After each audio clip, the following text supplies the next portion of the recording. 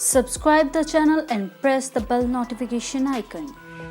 Sunny Leone का नाम किसी पहचान का मोहताज नहीं है, ना ही उन्हें कोई तारुफ चाहिए। उन्होंने अपनी पहचान खुद बनाई है, चाहे वो पॉर्न इंडस्ट्री में हो या फिर बॉलीवुड में कदम रखने के बाद। और अब तो वो बन गई हैं बिजनेस वूमन। जी हाँ, उन्होंने लॉन्च की थी अपनी एक कॉस्मेटिक लाइन। इसके बाद अब वो फिर से बिजनेस के एक और कदम आगे बढ़ने वाली हैं। ये है एक ब्रांड एम्बेसडर के रूप में। सनी लियोनी जुड़ गई हैं हॉटरफ्लाई के साथ, जो है एक कलेक्शन ऑफ क्लोथिंग। जी हाँ, सनी लियोनी इसकी बन गई हैं ब्रांड एम्बेसडर, और जो डिजिटल प्लेटफॉर्म्स पर इनका साथ देंगी।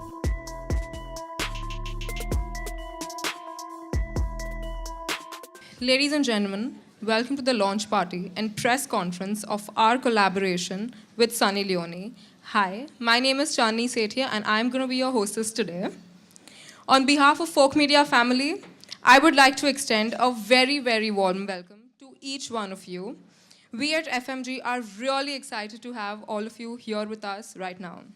A little about Folk Media Group. Folk Media started off as one of India's first native platform that solved for scale, efficiency, and transparency. And over the last 5 years has evolved to being the 4th largest media tech entity in the country. While we began as a really small unit of 5, we grew to the size of 100 members in 3 years and over 300 members in 5 years. From a revenue standpoint, we have grown from being a 2.5 crore top-line brand in the first year to about 100 crores in 5 years, with operations across SEA, CGG, GCC, and India. Now a little about Hauterfly. Hauterfly is a millennial women's guide to fashion, beauty, fitness, and relationships, unapologetic and proud. Hauterfly is taking a stand on all things relevant and trending, from opinions to options. Hauterfly is the place. CEO of Folk Media Group, starting off from PwC as a financial consultant, spreading out his wings to Web 18, to TIL as a content marketer, and eventually leading up to set up Folk Media. Well, that seems as quite a journey. Don't you think, guys? A round of applause. A few words, please.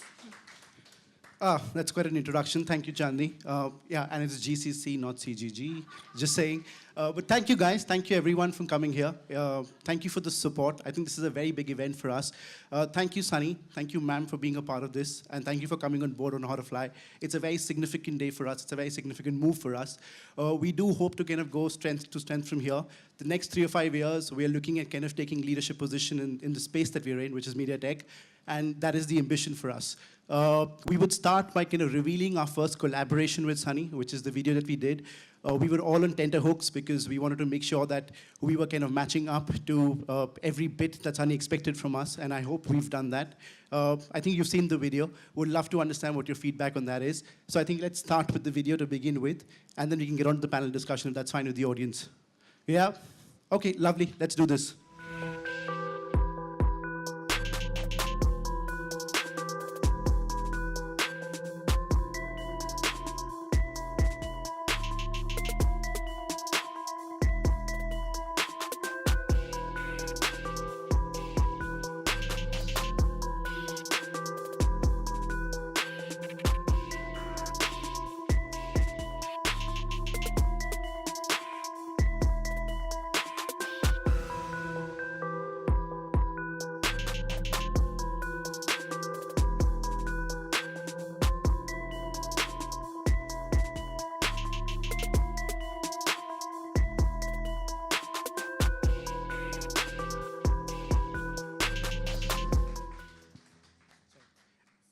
Guys, can you have a big round of applause for this one? I think it's a fabulous effort on Sunny's part. Thank you. Yeah. Sorry, I'm going to be referring to my notes. Don't go by that prolific introduction that she did. I'm a bit slow on this one. So I'm going to start by kind of just calling the panel on stage. I'll start with the star, of course. Yeah. Thank you. I needed that. Uh, we'll start with Sunny first. Actress, superstar in every right, philanthropist, and more importantly, inspiration to millions of women who look up to you for having led your life with utmost dignity and respect, ma'am. Can we please have you on the stage? Can we have a big round of applause for Sunny, please?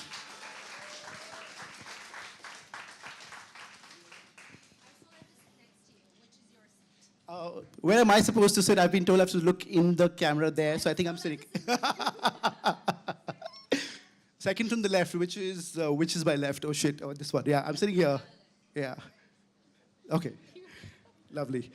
The next guest is a prolific marketeer, ex-marketing director, Pepsi, Vani Gupta. Vani has had a long, rewarding career of over 20 years, starting with advertising, across a bunch of MNCs like PepsiCo, Unilever, and Reckitt Benckiser. Vani Gupta, can we please have you on the stage, ma'am?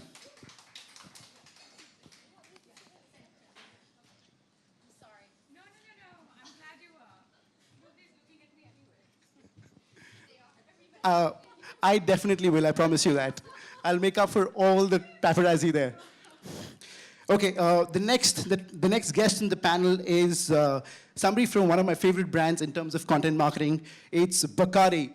Eshita Jaiswal. Eshita Jaiswal is the digital head for Bacardi across India and Southeast Asia and leads digital strategy, social media, content marketing for iconic brands like Bacardi, Breezer, Grey Goose, Bombay Sapphire, Devars, William Lawson's. Ma'am, can you do a barter, please?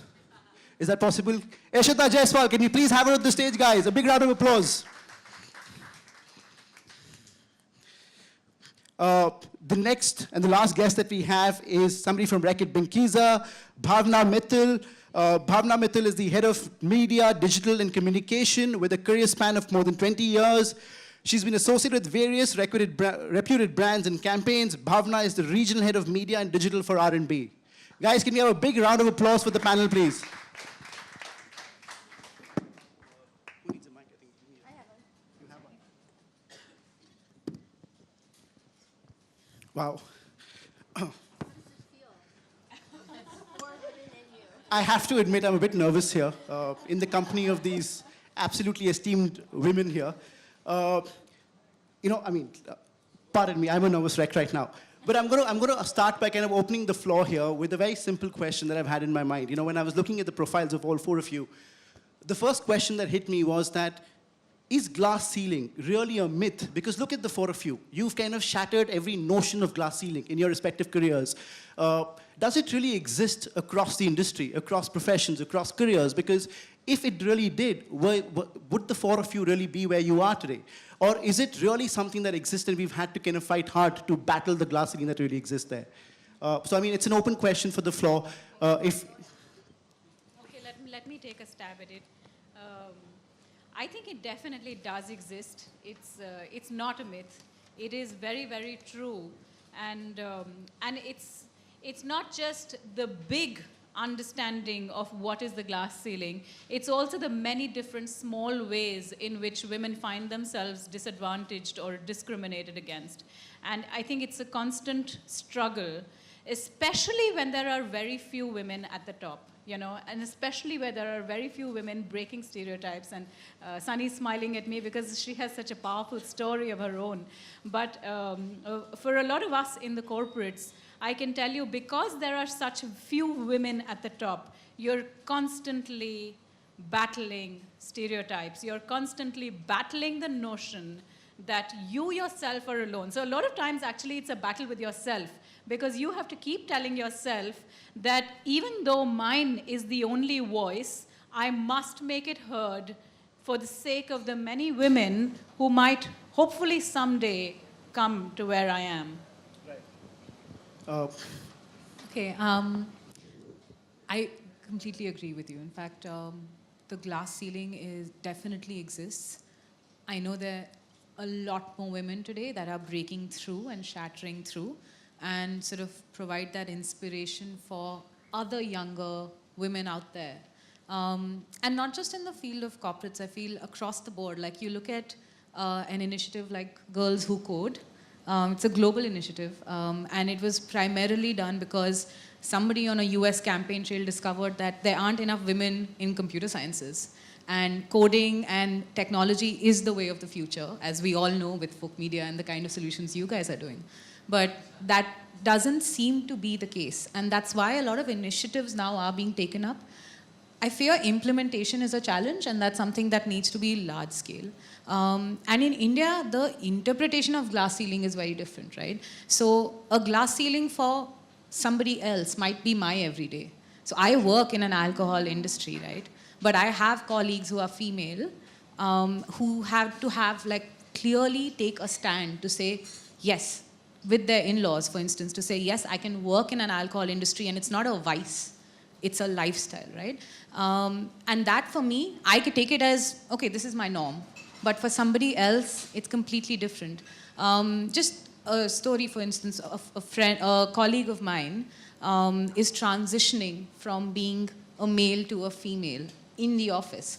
And just for something as small as which washroom should I use, right? For me, that's such a normal thing. But for somebody else, that's their glass ceiling. So it's so different for each strata, each kind of person. And it definitely does exist, in India for sure. There are steps that are being taken, but I feel platforms like this are super important to build that even further. Sure. Okay, so just really to the point, Eshta and Vani, and I would love to hear your comments on it, Sunny, because you come from a slightly different industry than the three of us are here. But Samar, just to ask you a question, how difficult did you find us to get us three here in the first place? Because if you knew that you had to get a mix of guys and girls, it would have been far easier. But getting three women on top here and be like sidelined here, it would have been a bit of a difficult task. No, I completely agree. And I'll tell you this, that I've also seen a lot of progress in the last 2 years. The number of women that I'm seeing in the management teams, and I can tell you that my company, which is Fork, is a living example of that. And I look around in the office and I find so many more women that are kind of completely shattering this notion of glass ceiling and are coming out in management positions and are kind of completely breaking any level of preconceived notions that you've had around women leadership. Yeah. But I think, that's happening in the new age companies. If you go back to slightly more traditional companies like the ones which Vani and I come from, there you will still not find women really breaking through. So there, I know that after a point in time, there is somewhere where beyond this, either I move out or I decide to do what I am and be happy with it. So, just actually coming straight to the elephant in the room, but that's what it is. Because you know that there is a boys club there is this alpha male club which is there, and you, even if you are better than them, you might be as good as them, but you have to have a far more daunting approach to take on the world, and that's where the strength in numbers comes in, which Vani mentioned, because there would be one or two women, the boards, the Indian company laws say that you need to have one women director. One women director is too less because she's sidelined. She's not going to go into the smoking room and where all the decisions are made. True. So it exists, and it is a fact which we all battle every single day. Sure. Sunny, do you want to comment on this? The glass ceiling. I call them the glass ceiling or a wall or a bumper. I think that every single person in business goes through this. In my experience, I've hit a lot of those walls, a lot of those bumps, a lot of those ceilings. But I do have an amazing team around me, which I give credit to.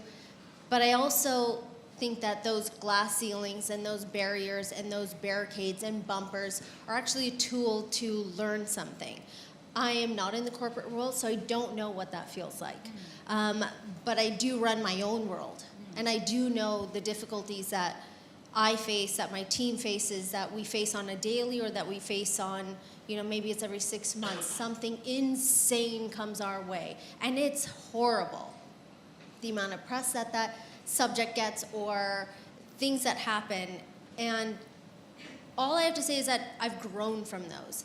And there's no one that can stop me. There's no one that can completely barricade me and put me in a cage and tell me no. That's how I see it. And the more someone tells me no, the more someone puts up those barricades, the more I fight. But that's my personality, and I know that there's a lot of women out there that feel like maybe they're alone, or maybe that they can't do it. And something that I learned a really long time ago was, if you're not gonna ask, then you're not going to get it. If you're not going to say, I want this, then it's never going to come to you. If you don't voice what you want, then you're never going to get there. Maybe it's more difficult, you know, trying to get into that room where decisions are made, but, you know, until you start saying it over and over again, maybe not your situation, but maybe somebody else's, that as a woman, you have to voice what you want. And then you say, I want this, how am I going to get there? And if you're going to put a barrier up, how do I get around that barrier? Because I know I'm better than you. I know I work harder than you. And I know my trade or craft, anything better than you do, whether you're a male or a female. So it's also, I think, a personal journey, like you had mentioned. Yeah, I think that's beautifully said. Really, Sunny, that's really beautifully said. It speaks a lot of the kind of power and resilience that you have inside of you. But, you know, I think the point one was trying to make was the fact that one should have to do this. One should have to prove to oneself and to others that I am better than you. I know I'm better than you. I know I worked hard and I can deliver more than you. The fact that one has to do this can sometimes be exhausting. Oh, and it's exhausting every single day. Exactly. So, and I think that's where the tension is, and that's the tension that we are addressing in this conversation, which is, why is it that women have to try so much harder when women are fundamentally, and research has proven so, in so many aspects of leadership, in so many aspects of collaboration, of nurturing, of integration, of bringing people together, are able to deliver so much more. It's been proven in research. It's been, you know, we see it in the small networking groups, you know, at levels where there are more women. And yet, women have to work as hard to get to the top, and there just aren't enough women at the top. Yeah, I agree with you. In fact, you completely agree with this, but the kind of funding that women entrepreneurs or entrepreneurs that are led, like entrepreneurships that are led by females, is far lesser than what men get. And it's globally. It's Silicon Valley all the way down to India and the venture funding that happens here. And it's been proven, like you said, that like there was a study that was done which said that women who have more executives and board members, those companies have 74% or something more return on equity. So, I mean, there's data to prove it, but the thinking and the mindset needs to start moving beyond that. And the other thing that starts to happen is then a lot of the women who are, so there, I mean, we're a bunch of outspoken, fearless women out here, but there are a lot of women who sort of then go into their shell. And then you get the imposter complex, you know, where you're like, am I even in the right place? There's a lot of self-doubt, there's a lot of self-esteem challenges where when you're alone in the boardroom or you're alone in a big group full of men, where you really wouldn't necessarily want to speak out and you just want to sort of settle in and belong rather than make a name or have your point of view out there. But then maybe she's not supposed to be there. I agree with a lot of things that you say, but then I have this feeling that if I feel so insecure and if I feel so in my shell, then maybe I should grow a pair and speak up, because a lot of people don't do that. And I think when you're speaking or anybody here is speaking, it's because we have figured out how to speak out. And you know, that woman that's sitting in that boardroom and going, oh, I'm so scared to speak, or I have this issue, let me tell you, in my household all the time. These women who work around,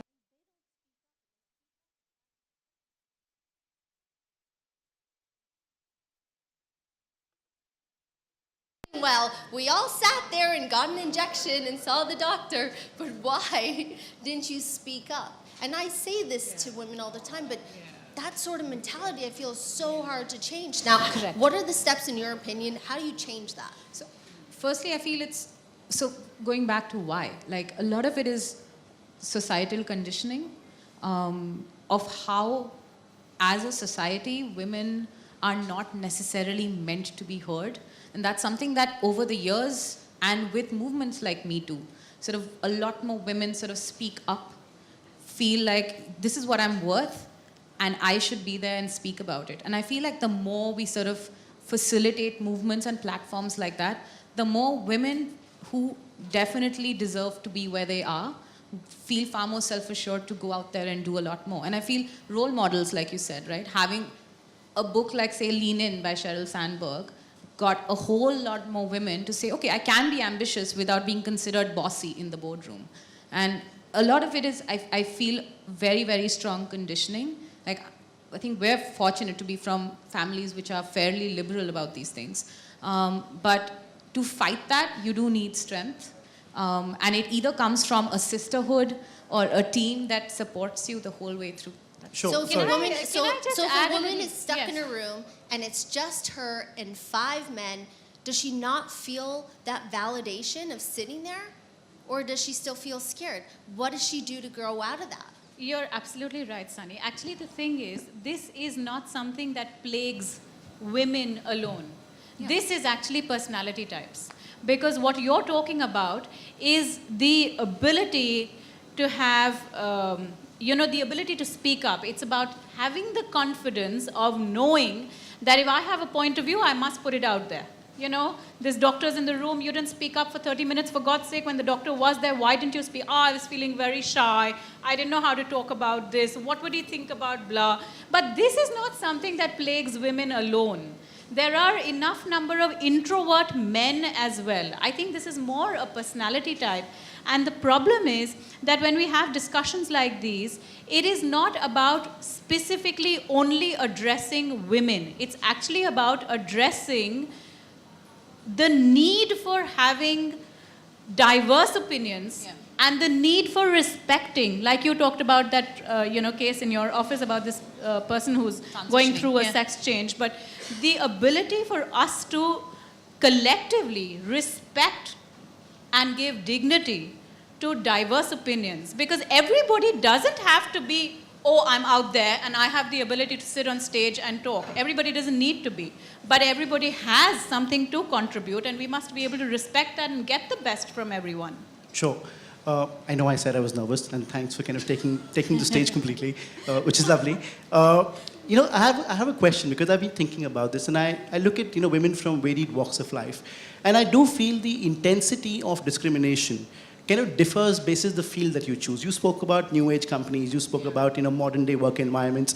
Do you feel that the field that you choose also defines the intensity of the discrimination? Like, for example, in the movies, where it is so widespread, and we've had a movement where the women have come out and they've spoken so extensively about the kind of discrimination that they've faced.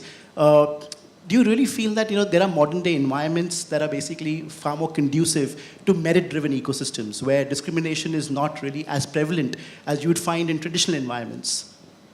So, okay, I was just doing some reading up on this, and there is, like, traditional women kind of fields, like nursing and all. That's where they say that the men take the glass elevator, and women still get stuck with the glass ceiling. So even in the traditional, like, even if it's like cooking, like chefs, you'll see more chefs who are male in a traditional so-called female domain. You'll know far more Michelin-level chefs who are guys than who are women. So I think it's a society thing, it's a mindset thing. It is also that because of various reasons, women start dropping off at the middle level. So just very few of us reach really to the top level, and coupled with the fact that there are few of us at the top, and sometimes they say that a woman is a woman's worst enemy. So, touching upon a very raw nerve here. But there are times when, people really try to play the politics between women, and just somewhere doesn't add up. Sure. So I really don't think it's to do with domain. Again, another statistic which I saw, I mean, not really numbers here, but glass ceiling also exists for minorities. So if you look at Asians in, let's say, US, but even the men there will do better than the women. So women white is okay, men non-white is okay, women non-white is like somewhere down there, right? So it just doesn't add up. So you have to work yourself far harder, far stronger. Come to the point that say, okay, look at me, I have delivered, guys, please, I've worked hard enough, I deserve this. I mean, one of my very old bosses. Like, I remember at a time he said, "Oh, I know you've been doing very well, but you're a woman, you're a single girl who stays with a mom. That guy's got 2 daughters, let me give him better increment." And on my face, and that time, I mean, and I'm talking about like about 10, 15 years ago, HR practices were not so developed, you were not so aware. So in today's day and age, I would have taken him to task in front of the HR team and said that, what's happening. But at that point in time, you were not aware. You were like, okay, maybe there's, I shouldn't ask for something, So things happen, and it's just conditioning. I think we've just kind of gotten into that. Do you have a perspective in that? I think the narrative's changed a little bit. The conversations that we've driven are far more significant. And then there is a filter down effect that happens, right? So as much as it's a glass ceiling, it's also a class ceiling. Like, that's wordplay, I love it.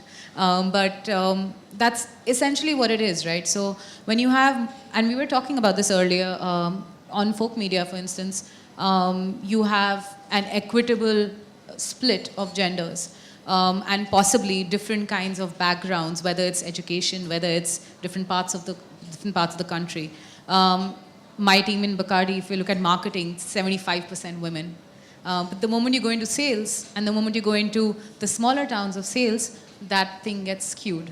And one of the things that we can do as a concentrated effort, apart from platforms, initiatives, having conversations like this, is also to make sure that at the very entry level, when we're recruiting, at the very base level for sales, we make sure that that's equitable.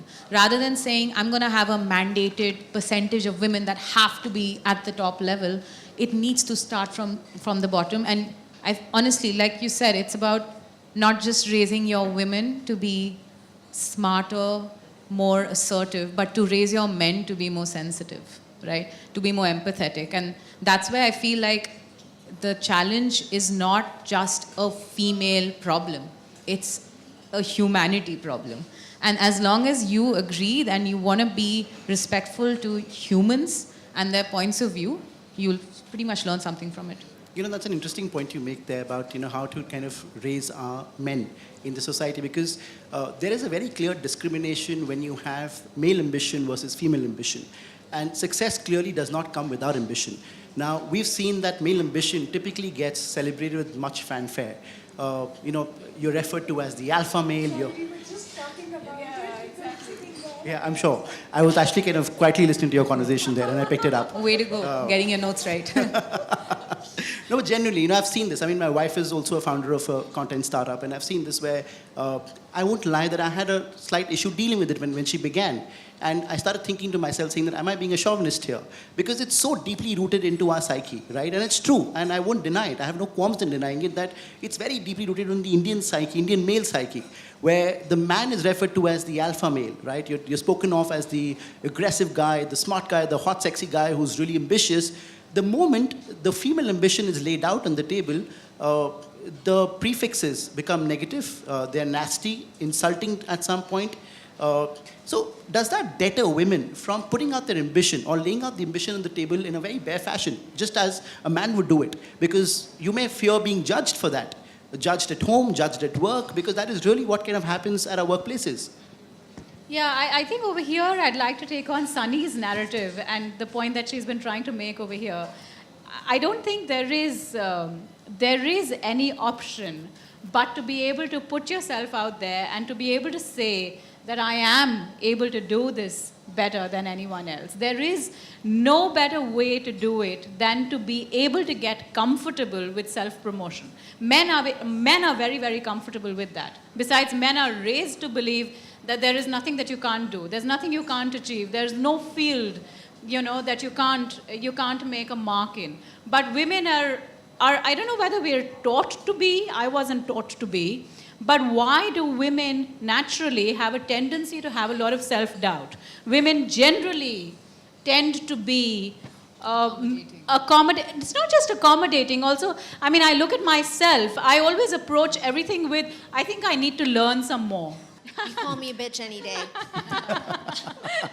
What I learned was it's okay to be a bitch. Exactly, Yeah. exactly. It's okay. You take pride in being within the bitch. your limits, of course, you shouldn't just be nasty. Yes. But it's okay to put your foot down and be a bitch. Yeah, and yeah, exactly. And say, I am the bitch, yeah, now deal with me, exactly.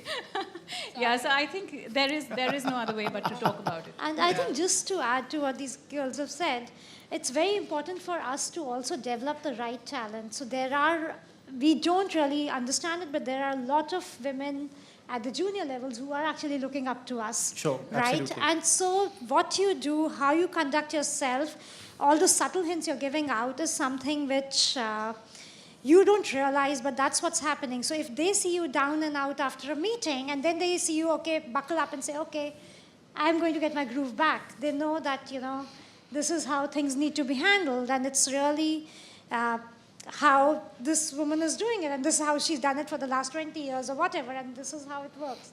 So that, and then secondly, picking up people in your team, outside the team, to just have informal conversations, just kind of mentoring conversations with them, saying that, I saw you do this, I think that was good, keep up to it, stick your grounds, because that's the way we are actually making sure that there are going to be more like us as we go forward, right? Like there are obviously lesser percentage gaps now versus maybe 20 years ago, maybe versus 40 years ago.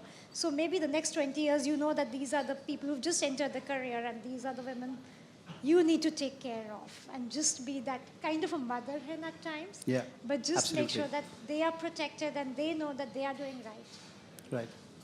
No, that's very interesting. I truly believe that no conversation on gender discrimination would be complete without kind of dealing with the elephant in the room, which is pregnancy. And it's funny because, you see this pretty much daily at corporates, where the perception that they try and put out is they're very friendly, we celebrate pregnancy, we're going to support you completely. But what follows behind closed doors is hushed conversations. What follows behind closed doors is, jokes about pregnancy, about the fact that there's going to be vacuum at work, about the fact that she's never going to be the same. Is that really true? Because I've seen this in media setups. I've seen this in very, very large media setups. And is that very limiting? And how do you kind of bring about a change to that kind of perception? And Sunny, this is very true for the movie industry as well, because we've seen this extremely prevalent in the movie industry, where you've had, the yesteryear actresses who've become absolutely redundant after having a child. Now, the question that arises is, was it lack of evolution at the producer's end or the audience's end? And I would like to believe that it's the former. It's not the audience which is less accepting, it's the producer who's less accepting. And that is what kind of, in some sense, I mean, if I can say it, drives, it kind of gets my goat, because I'm like, how does that change what you feel or how passionately you feel about your work? I've seen mothers to kind of become even more task-oriented, to become even more efficient, because they're multitasking at all points. But do you see that? Do you see that dynamic play out in the corporate world? Because I see it all the time. And do you see that dynamic play out in the movie industry as well? Well, I think in the entertainment industry, I think everybody here can agree with me, is we are seeing a shift in this idea of having children and being able to work. Kareena Kapoor is a perfect example of that, where she is unstoppable. She's so amazing, and she works so hard, and she's still going at it. She's got herself back in shape to what she wants, and still has that drive and determination to keep working, which I think is absolutely amazing, and we should applaud her for that. And not taking those stereotypes and, kind of going to the wayside. I'm so happy she didn't do that. I am a different case and matter, because I just don't care what people think, and I'm not, I wasn't born and raised here. I'm not saying that that's a bad thing. What I'm saying is that my whole system and makeup and how I think is completely different. For me, I chose surrogacy and I chose adoption because I wanted to keep going and I wanted to keep working, and that was my own personal choice. I thought I was going to have one. I had three. That I wasn't planning on, but it's God's plan. Not my plan. That's God's plan. But I wouldn't change. I wouldn't change anything. My life is crazy, and my children were very upset that I was leaving the house today, and it broke my heart. But I wanted to be here, and I want to do this just as much as I want to see them. And I believe that I'm a better mother if I'm working and providing for my children than if I'm a stay-at-home mother. I'm not saying that being a stay-at-home mother is wrong. I'm saying God bless you for being the stay-at-home mother. But I feel that I'm a better person, I'm a better mother, I'm a better human being working than not working. And I think that my children will thank me one day for working. Completely, absolutely. You know, in the corporate world, while, like you said, all the sound bites might all be right in terms of what one gets to hear from HR or from bosses on supporting working mothers or pregnancy, etc. But you know, the lack of support you face sometimes in just the sometimes callous attitude or the lack of planning that one faces in helping women come back after having a baby. Like this I experienced. Once you've had a baby and you go away on maternity leave, then it's really like you've been thrown off the ship. You know, you don't really know if I have the job back. Am I going to be taken care of? You know, will I have the same boss? Do bosses still love me? Does the company still remember I exist? You know, a lot of that insecurity, a lot of us working women, when we've had babies, have had to go through. And I think one of the simple ways of supporting mums would just be to have decent planning. So you know, after I've had a baby, what job am I coming back to? So do you think that it's that the planning comes from the mother or it comes from the job? Who does that planning? I don't know anything about the rules and regulations. No, here. it should. The planning should be at the corporate's end. It should be your bosses. It should be HR that takes on the onus of making sure that you come back to a position where you're able to give back, you know, where you're able to perform, where you're able to deliver. But more often than not, the responsibility falls on the mom. In the sense, you know, even with me, I had to go knocking from door to door to say, hey, I'm now available, you know. So I just have a question to clarify sure. for me. So when a woman here takes maternity leave, do you just disappear or do you keep in contact with everybody or do you work from home a little bit? How does that work? No, so you disappear in the sense that you are, you know, entirely with your baby. You may wish to keep in touch with the office, and you may even wish to continue being in touch with work. But the problem is that the office is viewing you as a sunk investment. The office is looking at you and saying, oh, she's gone away for 3 months, or she's gone away for 6 months. And, you know, in these 6 months, in any case, we need to hire either a temp resource or we need to bring in someone as a replacement. And when we bring in this person as a replacement, then what are we going to do with her? You know, or she should be comfortable taking a setback in her career. She should be comfortable getting a promotion now 2 years later because she's chosen to have a baby. So she's not going to be as productive. Yeah, How and long give is smaller- maternity leave? Sorry, yeah, sorry. How long is maternity leave? 6 here? months. 6 Really? months if you have a generous organization. That's amazing. No, but I believe the government I is... wish I could take 6 months off my job. No, that's coming from the amazing. government recently, Sunny. I mean, it used to be 3 months earlier. The government is now... In America, I Yes. think it's like, I think it's 2 to 3 months only. Yeah, so the government has now mandated most organizations to try and give 6 months of paid leave, which has come as a mandate now. So that's a good thing, I believe. UK is 1 year, I think. Is it? I'm Yeah, not aware of UK that. or the Nordics, there's 1 year. Yeah, even I think 6 months is too less. I mean, because when, you know, you're dealing with how you're looking and you're dealing with everything that's changing inside you, and then there's a little baby. So between the physical and the emotional bit, there's a lot of stuff that you have to deal with. Right. So then, if you had an employee that came to you right now and said, I'm pregnant and in a few months I'm going to have a baby, what is your plan? What would your plan be for her?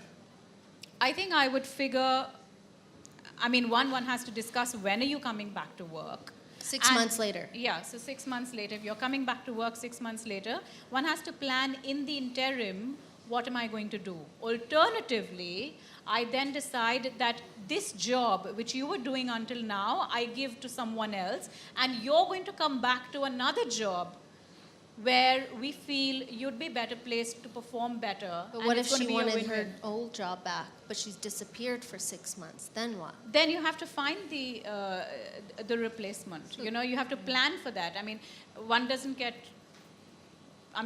announce pregnancy overnight. You know, there are 9 months until you actually go away. So in those 9 months, it's more than enough time for manager and subordinate to be able to plan and figure out what are we going to do in those 6 months. Sorry, we're just out of time. Yeah. One last question that I want to conclude this with. Do you guys really feel that women make better bosses and better leaders, considering the fact that they tend to take a more holistic approach to leadership, to people management?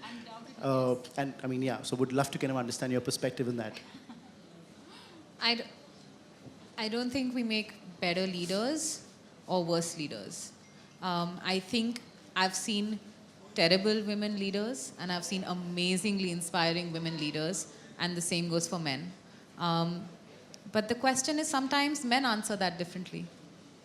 So I don't think I think leadership is such a personal thing. You could be a leader that's more aggressive, and that could be male or female.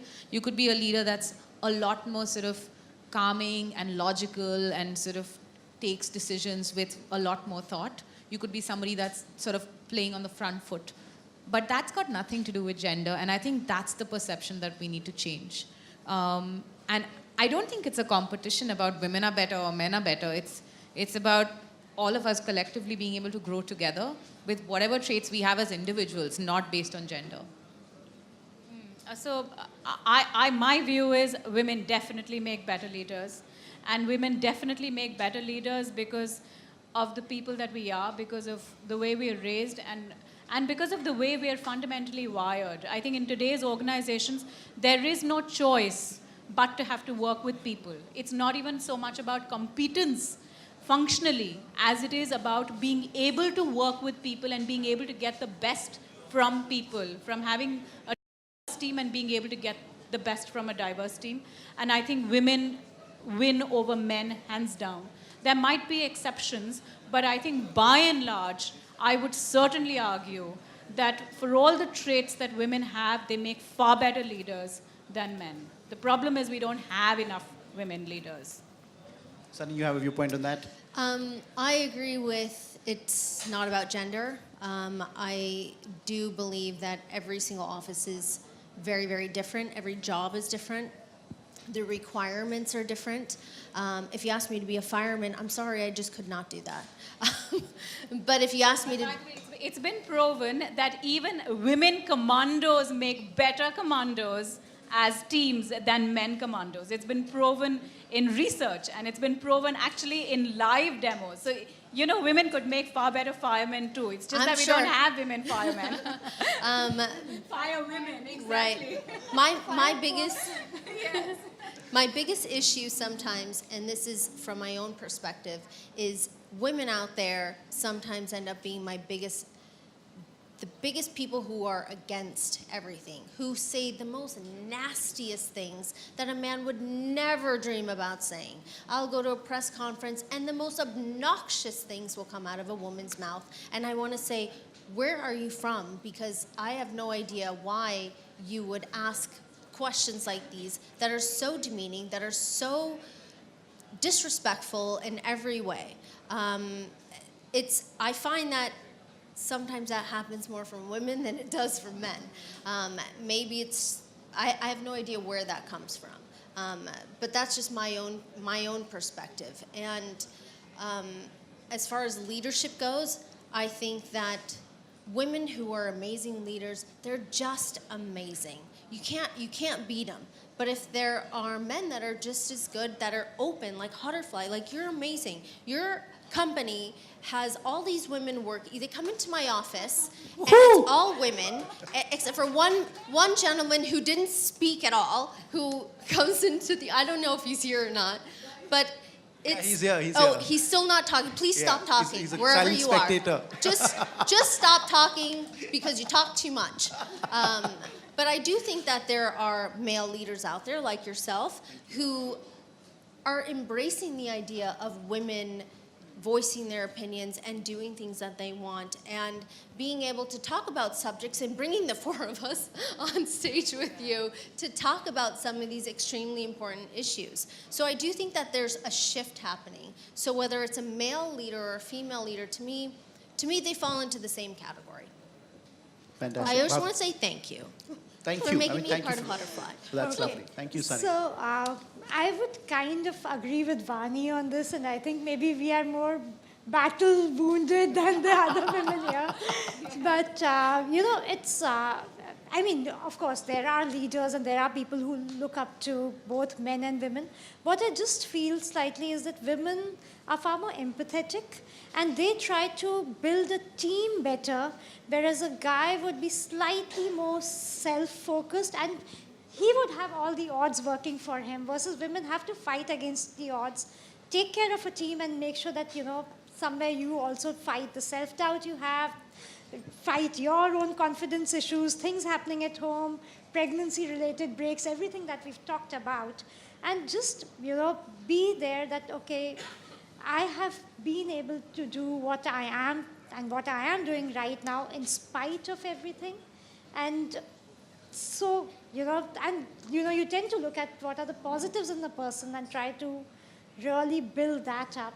And I think the mentoring, coaching kind of mindset women have just works better in actually making the entire team come up than maybe a men team would be there. So I know you've got an A team here, but it's like, again, it's a collective effort. No, I which completely is there. agree. I absolutely versus agree if with I'm that. just talking about individuals, and I would say that individual A versus individual B, if you see their stories, if you look at the life journeys, you will understand that the gender neutrality doesn't really work. I really want to work for you one day because you seem like you would be the nicest boss.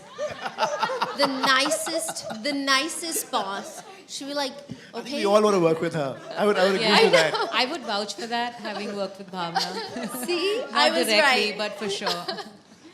No, this has been great, ladies. Thank you so much. I think this has been a really fruitful discussion and a very insightful discussion. Can you have a big round of applause for all the panelists here, please, guys? Thank you.